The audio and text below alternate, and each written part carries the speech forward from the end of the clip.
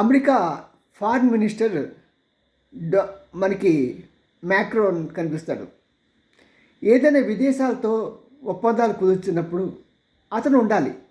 కానీ అతనితో పాటు కొన్ని సమయంలో అతను లేకుండా కూడా ట్రంప్ గారి కుమారుడు డొనాల్డ్ జాన్ ట్రంప్ కూర్చొని సెటిల్మెంట్లు చేస్తూ ఉంటాడు. యాక్చువల్గా ఇతని మీద ఎవరైనా సరే ఒక కేసు పెట్టాల్సిన అవసరం ఉంది.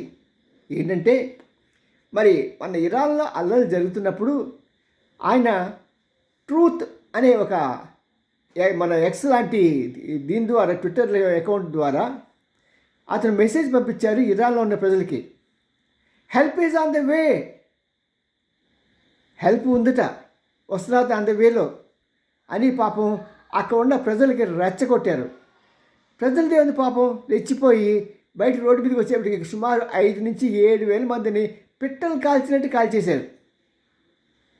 మరి ఇతని యొక్క సందేశం విన్న తర్వాతే వాళ్ళు ఉద్రేకభరితులై ప్రాణాలు పోగొట్టున్నారు. మరి ఈ 7,000 మంది 7,000 నుంచి 8,000-9,000 మంది వరకు మరణించిన వారికి వారు చావటానికి గల కారణం ఎవడు? ఇతనే కదా, డొనాల్డ్ జాన్ ట్రంపే కదా, అంటే మన ప్రెసిడెంట్ ట్రంప్ కుమారుడే కదా. మరి ఇతను హంతకుడు కాదా? ఏ కోర్టులో కూడా ఎవరైనా సరే అతని మీద కేసు వేయలేమి. ఇప్పుడు మాలాంటి చిన్నవాళ్ళు మేము వేయలేం. కానీ కొన్ని సంస్థలు ఉంటాయి, ఇండివిజువల్ ద్వారా పెద్ద పెద్ద వాళ్ళు తప్పించి మిగతా వాళ్ళకి కష్టం.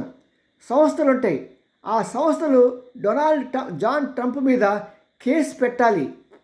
కేసు పెట్టి ఇంతమంది మరణానికి కారణమైన అతని యొక్క పోస్టింగ్ని ఆధారం చేసుకొని అతనికి ప్రభుత్వపరంగా చట్ట ప్రకారంగా ఎలాంటి శిక్ష విధించాలో అలాంటి శిక్ష పడేటట్టు చూడాలని చాలామంది మానవతా హృదయాలు కలిగిన వారంతా కోరుతున్నారు. కానీ పాపం ఏంటంటే వాళ్ళు బయట చెప్తారే కానీ బయట కనీసం నాకైతే చిన్న ఛానల్ ఉంది, వాళ్ళకి అవి కూడా లేవు.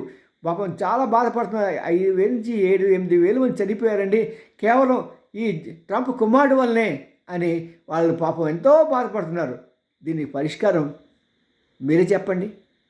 మీలో ఎవరినో ఉంటే మీరు వేయండి, లేకుంటే ఈ సందేశాన్ని అలాంటి వారికి చేరే వరకు మీరు వైరల్ చేయండి. ఇది అన్యాయం, దారుణం కదా. సీఎంఈఎన్ రామ్జీ, సీనియర్ జర్నలిస్ట్, గుడిగంటల టీవీని లైక్ చేయండి, షేర్ చేయండి, సబ్స్క్రైబ్ చేయటం మాత్రం మర్చిపోకండి. See you.